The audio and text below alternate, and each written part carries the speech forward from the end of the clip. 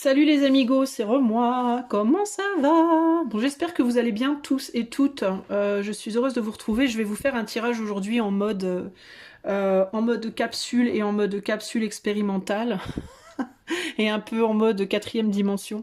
Mais j'ai décidé de faire un tirage sur les âmes humaines et pour voir si, alors je dédie ce tirage à ma petite Leïla, parce que on en a discuté toutes les deux, et Anna Jet, on en a discuté toutes les trois, je devrais dire, et donc je fais ce tirage un peu pour elle, beaucoup pour moi, un petit peu pour elle aussi, et puis beaucoup pour vous également, évidemment. Mais voilà, c'est elles qui m'ont inspiré aussi de faire le tirage, donc je leur rends hommage, entre guillemets, ou je leur dédie ce tirage. Donc moi ce que je voulais savoir, ce qu'on voulait savoir en fait, c'est si il y avait des âmes sur Terre incarnées qui n'étaient pas humaines. Voilà, je sais pas. Alors après, à vous de voir si vous croyez aux extraterrestres ou pas.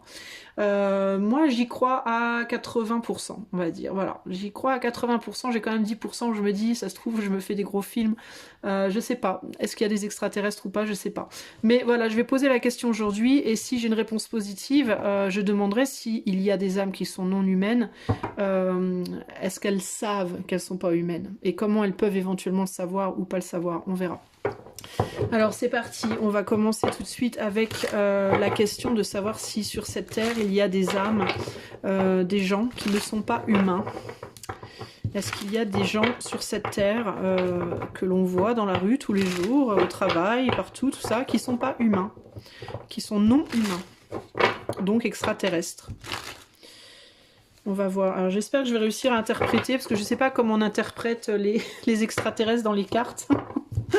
Je sais pas du tout, mais on verra bien si quelque chose paraît ou pas.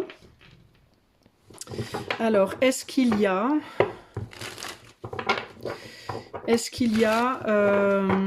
sur Terre des gens qui n'ont pas une âme humaine, enfin qui sont pas humains, quoi, qui viennent pas, qui sont pas humains.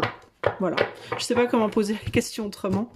Je sais pas si on peut dire des âmes non humaines, parce que une âme c'est humain à la base, non, je sais pas, ou des âmes non, des âmes humaines, des âmes. Ouais, peut-être pas, je sais pas. Est-ce qu'il y a des gens sur Terre qui ne sont pas humains au sens propre du terme, évidemment, pas au sens figuré, donc qui ont une âme extraterrestre? Oh, voilà, là, on me dit beaucoup. Voilà, beaucoup. Je rigole pas, regardez. Beaucoup, beaucoup. Oui, pour moi, c'était un oui ferme. Bon, ça commence bien. On va voir, je continue, hein, parce que je peux pas me baser que sur 2 cartes. Ouais, il y en a beaucoup. Il y en a beaucoup et de multiples sortes, on me dit. 5 de bâtons, là. C'est comme si on me disait, elles se battent pour garder elles se battent pour exister. Il y a comme une espèce de bagarre pour coexister. Oh, la vache! Pardon, hein. Excusez-moi, mais ce que je reçois là, ça me sidère. Enfin, ça me sidère et ça me sidère pas, mais en même temps, enfin, je sais pas comment vous dire. Wow. Alors, on me dit que oui, il y en a beaucoup, et on me dit que c'est c'est une des raisons pour lesquelles on a autant de mal à coexister sur cette planète. C'est une des raisons pour lesquelles on a du mal à s'entendre, parce que chacun veut conserver, chacun cherche à garder son morceau de territoire, entre guillemets, ou son... Mais c'est dingue ça! Pardon, je me laisse emporter.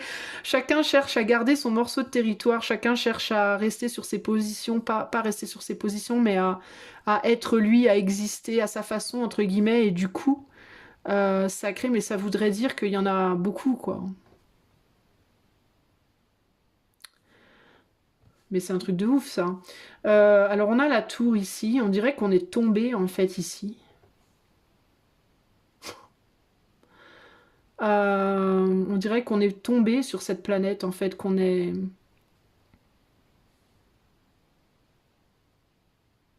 atterri là, enfin qu'on a été placé ici. Enfin, c'est fou en fait cette histoire.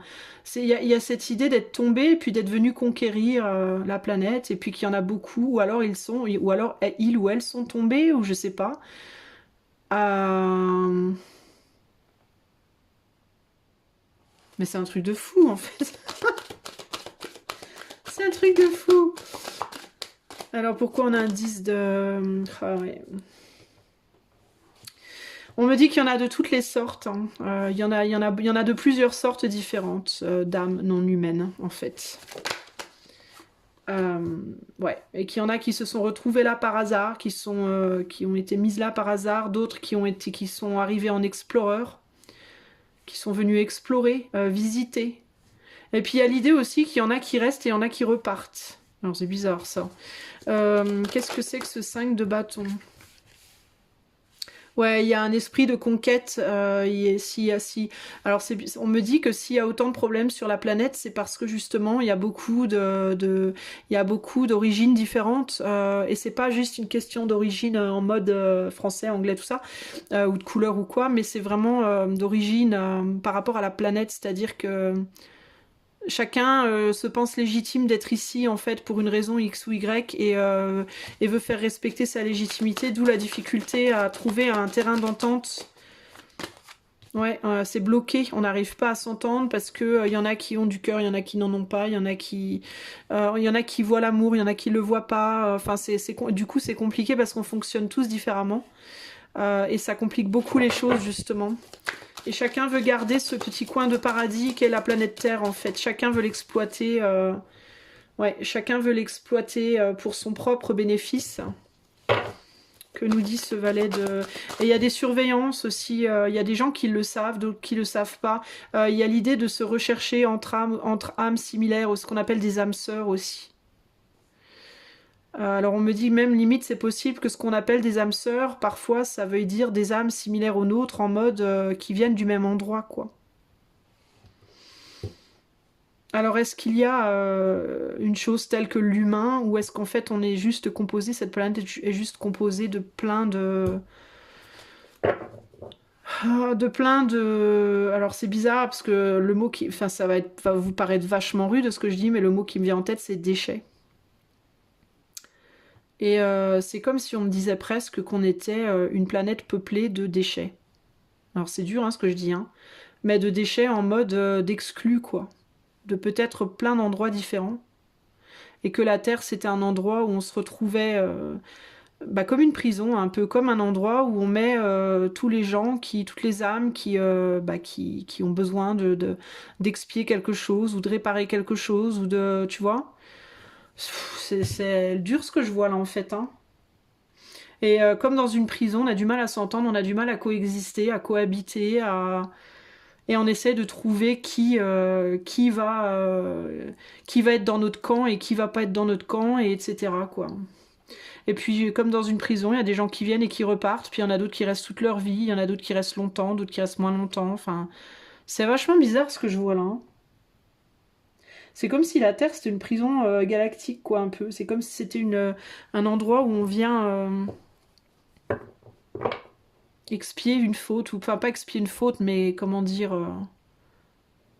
Alors après, il faudrait que je fasse un tirage, sur pourquoi on est là, mais c'est un peu dur ce que je reçois là, hein, très honnêtement. Bah dis donc... Ouais, il y a une idée de retrouver, de rééquilibrer, venir ici rééquilibrer quelque chose, qu'il fallait... que c'était un endroit où on devait venir rééquilibrer, que c'était aussi peut-être pour ça qu'on avait des dirigeants. On a des dirigeants, c'est un peu comme des matons en fait, qui cherchent, qui partagent les biens, qui partagent les choses, enfin, c'est les énergies, les biens matériels et tout, et l'idée de... Comme des enfants, quoi, donner des bonbons à droite, des bonbons à gauche, est-ce que t'as eu ta soupe, toi, et puis toi aussi, est-ce que... Enfin, c'est vraiment bizarre, quoi, hein, Et c'est bizarre, je parle de soupe, et là, tout de suite me vient en tête le mot soupe tel que l'on utilise en 2021. Non, mais voilà, enfin, c'est vraiment bizarre, hein. Et on agit tous très spontanément, hein, tous en mode cavalier de bâton, c'est-à-dire qu'on agit instinctivement, en fait, hein, pour se retrouver, et qu'on a du mal à se retrouver. On a du mal à se retrouver dans ce foutoir, entre guillemets, là, dans ce foutoir d'âme, quoi, ce méli-mélo, justement, de toutes sortes d'énergies dissidentes comme ça. C'est un peu l'anarchie, quoi, et on essaie tous de trouver notre chemin là au milieu, quoi. Bah, dis donc, je m'attendais pas à ça, hein. Ça, c'est un sacré tirage bizarre, hein. Ouais, j'ai un... Qu'est-ce que j'ai là? Le pendu.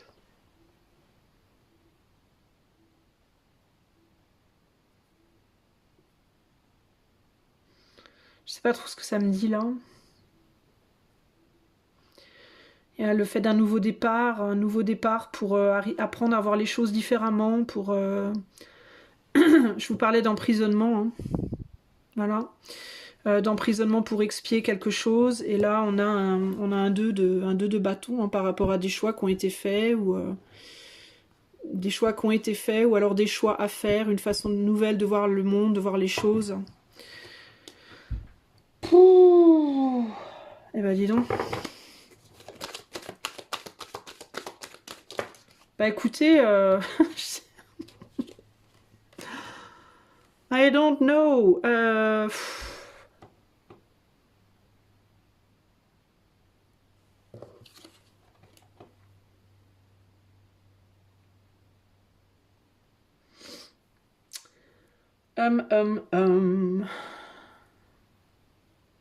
Il y a l'idée de travailler sur l'ombre de soi, là. C'est comme si c'était des opportunités d'expier, de travailler sur son côté sombre. Ce séjour, hein, que l'on fait ici sur cette planète. C'est une opportunité de travailler son ombre, entre guillemets. Et d'évoluer par rapport à des choix qui ont été faits précédemment, qui n'étaient peut-être pas top. Alors je vous fais un tirage, je vous dis ce que je vois, mais après, voilà, prenez tout ça avec des pincettes, évidemment. Hein. Et ultra pincettes, j'ai envie de vous dire, même. Qu'est-ce que j'ai dessous, là? Je sais plus. Ah oui, d'accord. Ouais, il y a vraiment cette idée d'être porté par l'amour ici, enfin porté pas par l'amour nécessairement, mais par la recherche de l'amour ou la recherche de la reconnaissance. En fait, c'est comme si on passait notre temps ici sur cette planète à trouver des personnes justement de notre famille, d'âme. Terrienne, enfin humaine, non humaine, je ne sais que sais-je moi, mais en fait on s'accroche à essayer de retrouver désespérément notre famille d'âme, hein, d'où cette... Enfin c'est juste incroyable quoi, ce que je vois là. Hein.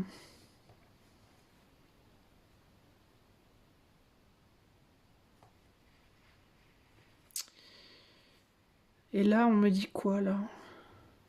Il y a l'idée d'être exclu là, hein. Pourquoi?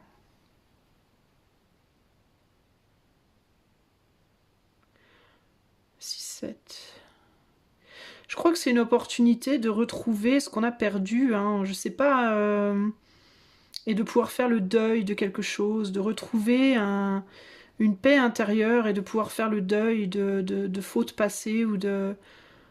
Je sais pas, c'est bizarre. Hein. Ou de mauvais calculs, ou de... De quoi il faut faire le deuil, là, je comprends pas.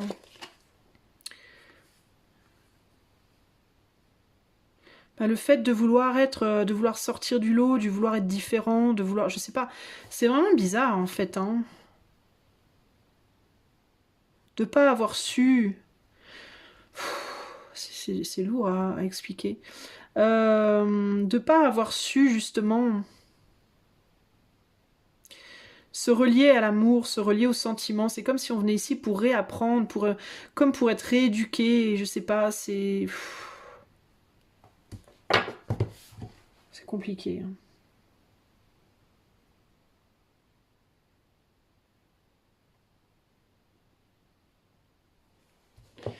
J'ai du mal à comprendre ce que ça me dit tout ça. Pour laisser de côté le mental et apprendre à se reconnecter à son cœur. En gros. Retrouver... C'est comme si c'était une espèce d'épreuve. Une nouvelle chance.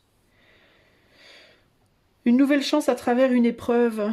Une nouvelle chance de retrouver le chemin de l'amour, le chemin du cœur, le chemin de l'émotionnel, le chemin du lien, le chemin de la... comment dire, de la convergence. à laquelle on dirait qu'on a résisté précédemment, peu importe d'où on vient finalement, peu importe de quel type d'âme on vient ou de quel type d'endroit on vient, je sais pas trop, c'est vachement flou, hein. C'est l'occasion de guérir quelque chose, en fait, notre séjour ici, là.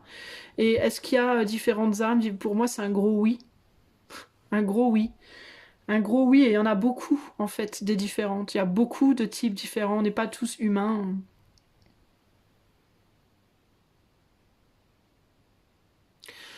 Alors, je suis un peu perturbée par tout ça. Je vais essayer d'approfondir un peu. Qu'est-ce que... Alors, puis c'est compliqué parce que c'est quoi être humain au final et pas humain et enfin moi je... Alors qu'est-ce qui différencie un être humain au sens encore une fois hein, littéral, hein, pas au sens figuré. Qu'est-ce qui différencie un être humain d'un être non humain ou une âme humaine d'une âme non humaine? Qu'est-ce qui différencie une âme humaine et non humaine?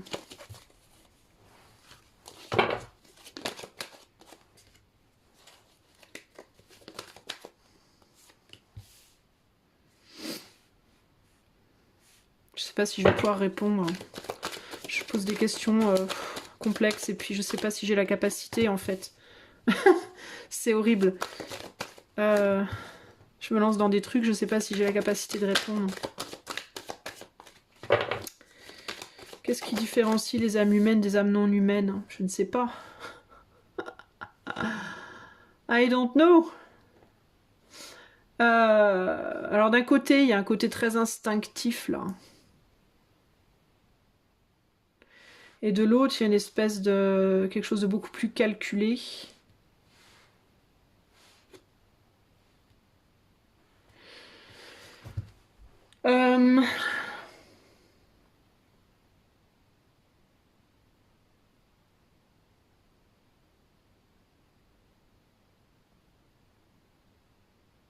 Je vous demande un instant, hein, j'essaie de me concentrer sur j'essaie de choper le fil du truc.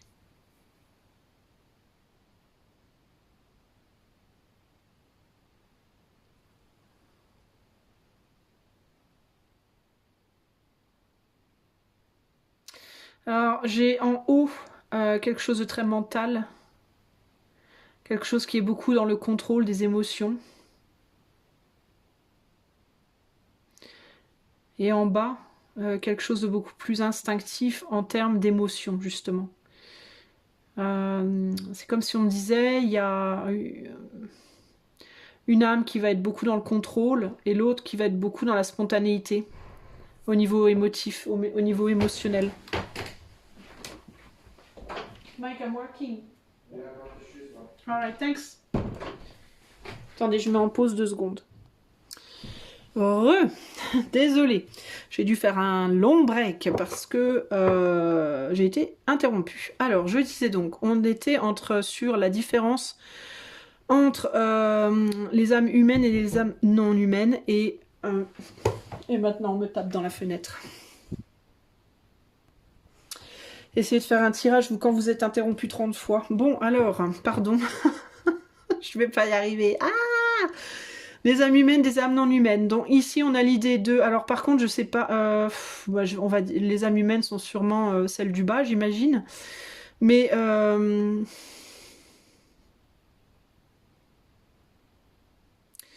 Les âmes non humaines, a priori, sont celles qui sont beaucoup plus focalisées sur le mental et le contrôle des émotions.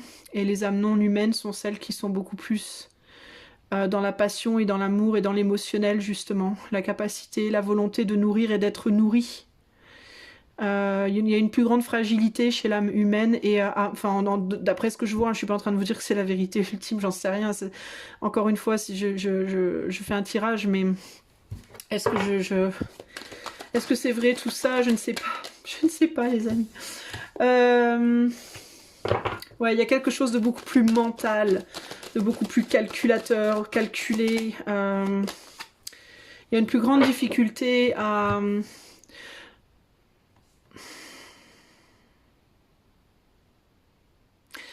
faire grandir les choses aussi. Ici, au niveau énergétique, il y a quelque chose de beaucoup plus lourd. Et la façon d'aimer ici, la façon de donner et recevoir l'amour, entre guillemets, est beaucoup plus muselée, contrôlée. Alors après, tout est relatif, parce qu'est-ce qu'on peut parler vraiment d'âme humaine ou non humaine, ou est-ce qu'on est tous plus ou moins humains, ou est-ce que c'est juste qu'il y a deux sortes, deux types d'âmes différentes, mais qu'on est tous humains? Je ne sais pas. Je ne sais pas comment vraiment interpréter ça, très honnêtement. Là, il y a une capacité à travailler en équipe, à travailler ensemble, à travailler en groupe. Ici, beaucoup moins, on est plus dans le calcul. Il y a une plus grande spontanéité à aller vers l'autre et à laisser l'autre venir vers soi, ici à l'ouverture du cœur en fait. Et une plus grande capacité d'action, d'ouverture de soi. Alors qu'ici, on est plus dans la réclusion finalement. On a tendance ici à enfermer ses émotions, alors qu'ici on a tendance à vouloir les donner, les offrir. Donc c'est la différence pour moi entre l'âme humaine et non humaine. Mais est-ce que... quelle est l'âme humaine et quelle est l'âme non humaine? Je ne sais pas, parce que après tout, on pense que l'humain est naturellement dans l'amour, mais peut-être qu'on se trompe, je sais pas, moi après tout, je suis pas Dieu, moi. Il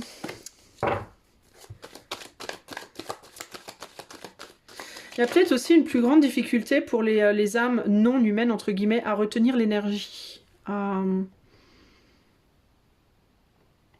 retenir l'énergie. Peut-être c'est des gens peut-être qui se fatiguent plus vite, peut-être là aussi. C'est comme s'il y avait une volonté ici d'emprisonner les choses, les autres, les gens, les choses, les énergies, les émotions. Alors que là, on est beaucoup plus sur le fait de les donner, de les offrir. On a l'attachement ici. Il y a une volonté peut-être ici justement de mettre l'humain en esclavage. Potentiellement pour un ailleurs, pour évoluer. Un besoin d'utiliser l'énergie humaine pour évoluer peut-être. Et là...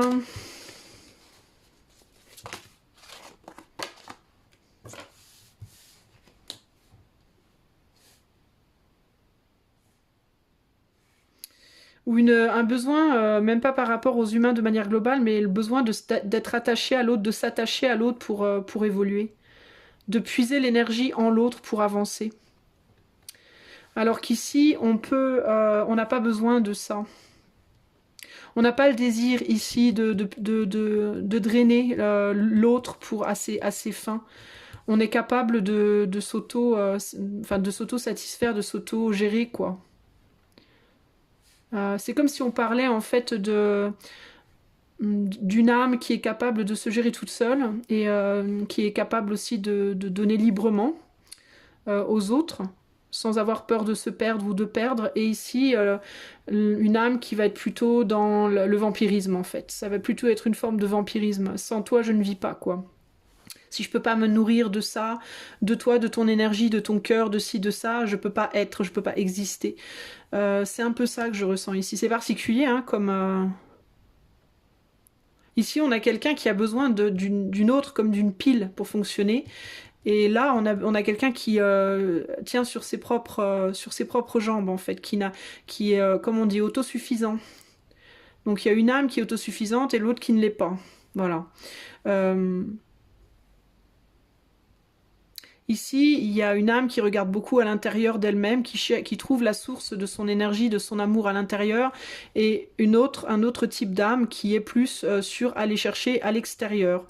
D'où le désir pour un certain type d'âme ici de devoir conquérir toujours à l'extérieur de soi, et un autre genre d'âme ici qui a besoin de conquérir à l'intérieur. Tu vois? C'est particulier, hein, c'est bizarre, hein. L'idée de une âme qui est tournée vraiment vers l'extérieur, l'autre qui est tournée vraiment vers l'intérieur, d'où la difficulté d'harmoniser les deux.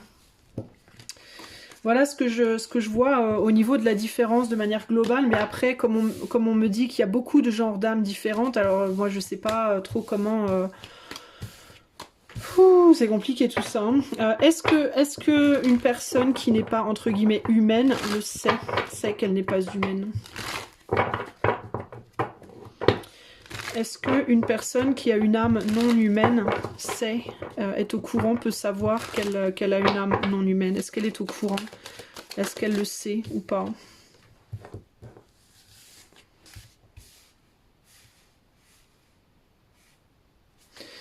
Alors pas forcément, parce que c'est quelqu'un qui n'est pas forcément connecté à ses émotions. En fait, elle ne le sait pas forcément parce qu'elle n'est pas connectée à ses émotions. Et du coup, elle a une difficulté à se connecter à peut-être à son intuition, à son ressenti, il y a une zone d'obscurité par rapport à la façon dont elle se projette et la façon dont elle ressent à l'intérieur d'elle-même. Du coup, pour moi, c'est pas, elle a pas forcément conscience de ça. On dirait que sa conscience, sa sensibilité, son émotivité, son intuition, elle est isolée. Elle est largement dominée par l'action en fait. Hein. C'est quelqu'un qui est l'âme non humaine, elle est vraiment dans l'action à fond quoi. Et du coup, elle a très peu de connexion avec son ressenti, ses émotions. Et du coup, elle en a pas forcément conscience. Alors c'est intéressant qu'on ait 4 rois là. Hein. Alors je sais pas s'il y a des gens qui connaissent le côté très traditionnel des tarots. Alors attendez, je vais peut-être pouvoir vous dire là maintenant. Oups, je suis en train de complètement démonter mon bureau là, mon téléphone. Attendez, je vais essayer de voir si on peut me dire s'il n'y a pas un livret où ça dit quand il y a 4 rois par exemple, qu'est-ce que ça veut dire, parce que je suis pas très sûre.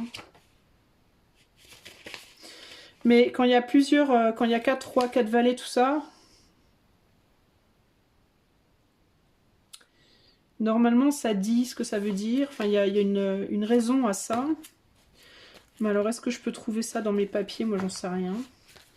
Mais le fait qu'il y ait 4 rois, c'est pas rien quand même. Hein. Ça parle d'un côté actif, hein, très complet. Mais une grande majorité de...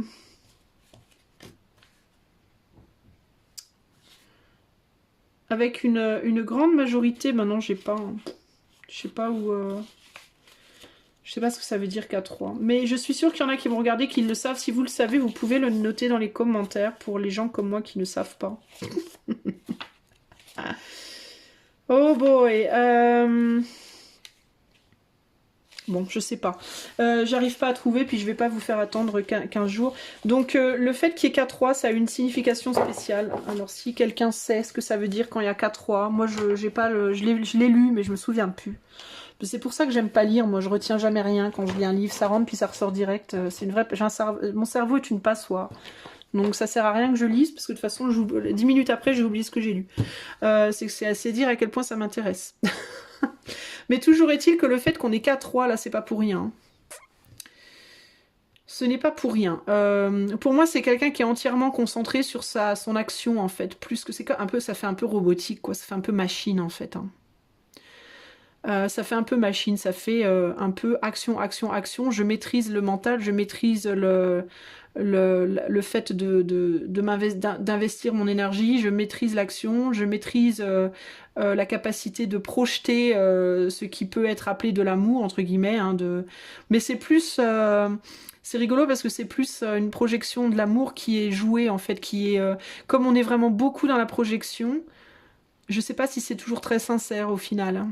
C'est très mentalisé, c'est une façon d'aimer qui est très très mentalisée là. C'est une façon d'agir qui est extrêmement productive, une façon d'aimer qui est très mentalisée, très cérébrale et très passionnelle en fait, et pas vraiment profond. C'est très superficiel, il y a une idée d'un manque de profondeur.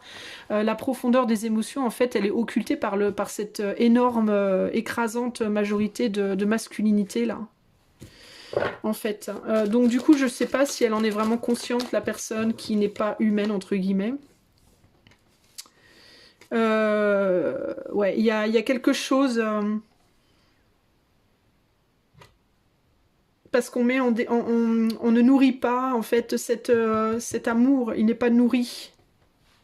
On essaye de le... Il est atrophié. Voilà, c'est ça le mot que je cherche. C'est des capacités du cœur qui sont vraiment atrophiées.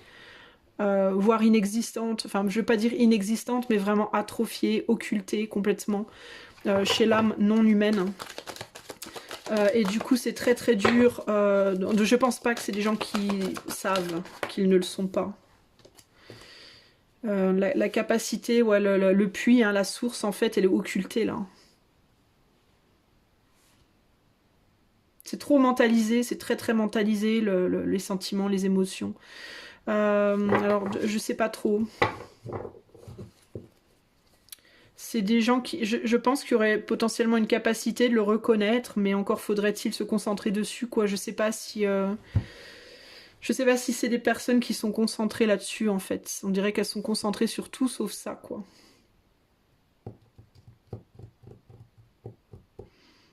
Et je pense que les âmes qui sont du coup humaines peuvent reconnaître une personne non humaine par ça, ces quatre facettes au niveau de leur activité. Énormément de projections extérieures, mais très peu finalement de capacité, enfin de capacité de se connecter à son émotion. C'est comme si on voulait couper, là, il y a quand même une froideur là, hein. Enfin, cette épée et cette coupe, c'est comme si on voulait couper justement le cœur là. C'est comme s'il y avait un rejet en fait des émotions. Comme s'il y avait cette idée de les émotions c'est pour les faibles, les émotions c'est nul, c'est amoindrissant, enfin il y a cette idée comme ça de vaut mieux être dur quoi, vaut mieux être très dur, très très cash, très froid, très ouais, vaut mieux se battre pour le matériel que pour voilà, l'idée de on coupe l'amour, hein, on tranche, on enlève le cœur et on ne garde que le matériel, que le côté matériel comme ça. On a peur que l'émotion nous fasse sombrer en fait, nous détruise. Le côté enfantin, le cœur, la fragilité, on a peur que ça nous détruise en fait. Donc on préfère s'équilibrer avec uniquement le côté matériel des choses. Alors est-ce qu'on peut prendre ça comme étant non humain? Je sais pas. Est-ce que, enfin, je sais pas. C'est quand même vachement délicat comme sujet, quoi. J'invite les personnes qui, comme moi, font des tirages et qui aiment bien faire des tirages comme ça sur ce genre de sujet à poser la question, hein, à poser la question éventuellement. Ce serait bien, Clara, tiens, que tu fasses un tirage là-dessus, ou je sais pas, Leïla, ou qui aura le temps. Saint-Cide, je sais pas, n'importe qui serait intéressé de faire un tirage là-dessus.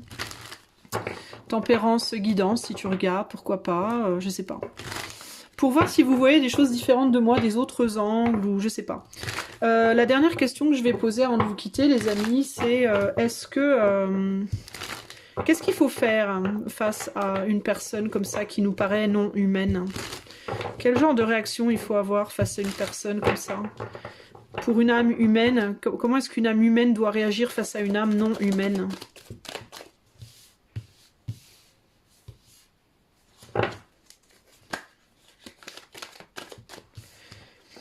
Vous allez me dire hein, l'ignorer ou la laisser derrière, mais je sais pas, après peut-être qu'il y a d'autres façons de faire. Intéressant cette position, tiens. Il y a presque l'idée d'ignorer, là, ou d'ignorance, c'est bizarre, hein, c'est...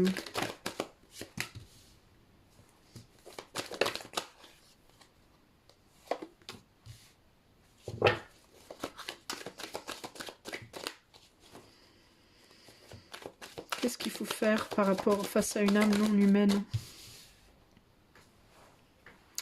Faut pas se laisser séduire, j'entends. Alors ce que j'entends, c'est particulier, hein. Ce que j'entends, c'est assez radical en fait ici, c'est ne surtout pas, il faut l'ignorer en fait. Faut pas s'investir émotionnellement avec cette personne, que ce soit dans la concorde ou dans la discorde. Résister à la tentation de répondre à ses engagements, que ce soit un engagement charmeur ou un engagement plus froid. Ne pas tenter de répondre à ses engagements, à ne pas répondre émotionnellement à cette personne. En fait, ignorer, c'est mieux. C'est mieux d'ignorer que de répondre, que ce soit en réponse d'amour ou en réponse de haine. Parce que c'est comme si on disait que toutes sortes de réponses, comme c'est une personne qui fonctionne, qui est un maître de la projection et de la manipulation, Il maîtrise les 4 rois, hein, donc il maîtrise toutes les façades, toutes les facettes. C'est comme si c'était quelqu'un qui pouvait changer de visage, tac, tac, tac. Revêtir le visage adéquate selon la personne qu'il a en face de lui pour arriver à ses fins.